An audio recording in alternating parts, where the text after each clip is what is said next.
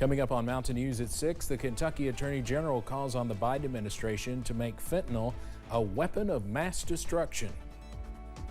And the 32nd World Chicken Festival continues in downtown London. We'll take you there live as we talk about chicken, the kernel, and the history.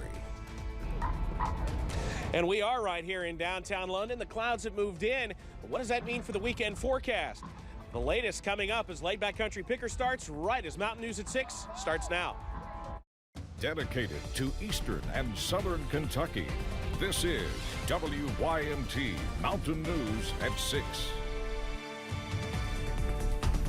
When you hear weapon of mass destruction, you may not think of illicit drugs, but Attorney General Daniel Cameron is trying to change that. He's joined 18 other AGs urging President Biden to reclassify fentanyl as just that. WYMT's Keaton Hall has more.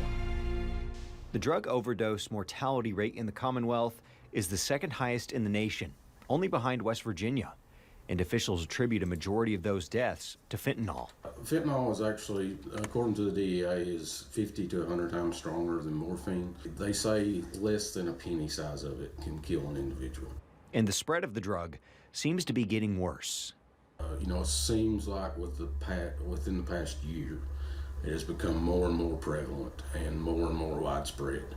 It just seems like access to this drug has increased significantly. That's why Attorney General Daniel Cameron is urging President Biden to classify fentanyl as a weapon of mass destruction. This would require the Department of Homeland Security and the DEA to respond. You'd hear of overdose deaths, when prescription pills were a problem, but nothing compared to what we have now with fentanyl. I mean, the numbers just skyrocketed, and it's just so deadly, it's so potent. Providing much needed resources to local law enforcement. We don't have the resources, we don't have the funding. This is something that needs to be dealt with on the state and the federal levels. Need a lot of resources in here to stop this because it's killing a lot of people. And with fentanyl found in more than 70% of overdose deaths in Kentucky, the ability to save more lives. In Perry County, Keaton Hall, WYMT Mountain News. Perry County Sheriff Joe Engel urges everyone in the area to have Narcan nearby since fentanyl use is so prevalent. Governor Andy Beshear announced more than $22 million of grant funding will be distributed to 120 organizations across the Commonwealth, including 13 here in Eastern Kentucky. The Victims of Crime Act Formula Victim Assistance Grant program will help fund children's advocacy centers, court-appointed special advocates, domestic violence programs, sexual assault programs, and more. Despite not passing through the last General Assembly, there's still a push to legalize medical marijuana in Kentucky. Governor Beshear received an initial report from the Team Kentucky Medical Cannabis Advisory Committee. Members traveled across the state to get feedback and for Kentuckians to share their stories. Governor Beshear says there is support for legalization, especially from those suffering chronic pain and other medical conditions. We were committed to listening to the people of Kentucky, which parts of the General Assembly have refused to. With that information, we'll be making final determinations on actions that we could take, but there will be some actions forthcoming. Recordings from the 4 town hall meetings can be accessed by going to medicalcannabis.ky.gov. There's no word on when new actions will be presented.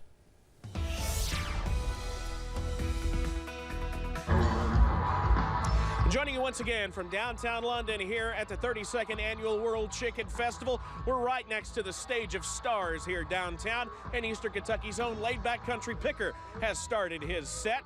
And at the moment, we're starting to see a few clouds continue to work on in. In fact, we're almost overcast right now as we continue to see everything here in downtown London. In fact, let's take you a little further south of downtown toward London Corbin Airport, where we are continuing to see those clouds roll on in. Temperatures right now still in the mid-60s. The dew point, that's key. It's in the mid-40s, so we are still dealing with dry air, and that's key to the forecast. Temperatures middle and upper 60s as we head through the rest of the region.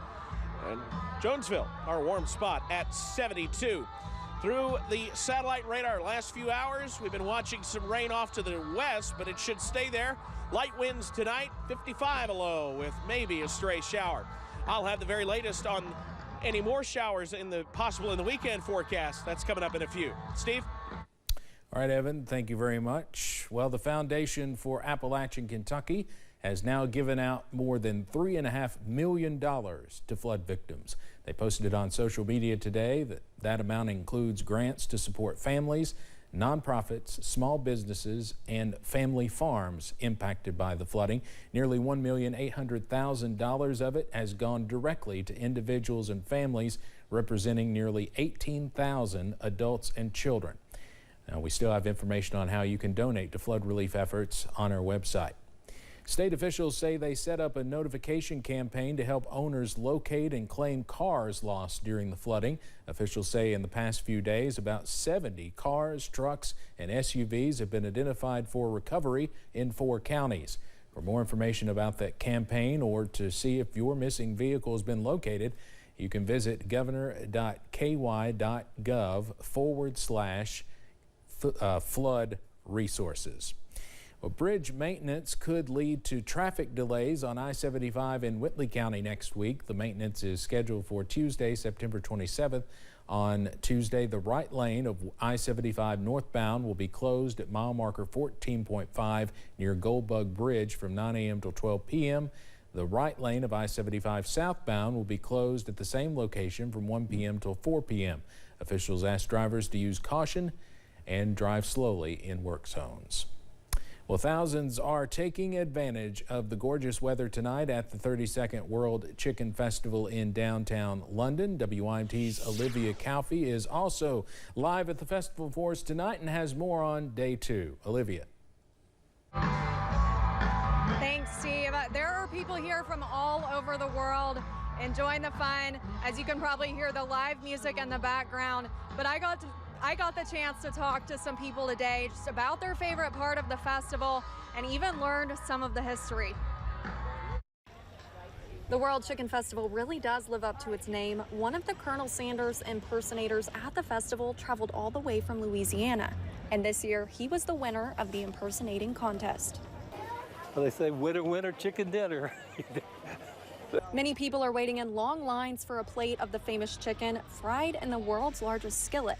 Lee Elder says this is his first time at the festival, and the chicken was one of the things he was most excited about. Just the chicken and the history with Colonel Sanders and this fine community. I've been to London several times before, but normally just passing through, so this is an opportunity to get to know the community a little better. Festival staff say they are all about helping the community, and every vendor is required to be affiliated with a nonprofit organization. Cassie King is the president of the London Women's League. She says the support from the vendors is very important for them. This is our only fundraiser that we do for the year, and this is what funds how we buy Christmas gifts, how we do Random Acts of Kindness, how we do everything with our organization. There's still time to come out and enjoy the Chicken Festival. I am here in London. I promise you do not want to miss out on all of this fun. The final day of the festival is Sunday, but I'm live in London. Olivia Calfee, WYMT Mountain News. All right, Olivia, thank you. As you can hear, laid-back country picker on the stage now, as Evan mentioned earlier. He puts on a good show. Sean Whiting and the Big Badness will perform at 7:30, and the Gin Blossoms take the stage around 9. Tomorrow night, country music icon Tracy Lawrence will perform after Sydney Adams and Ward Davis. We'll stay right there. Up next, we'll take you to Floyd County for a Red Cross blood drive in memory of a special young star.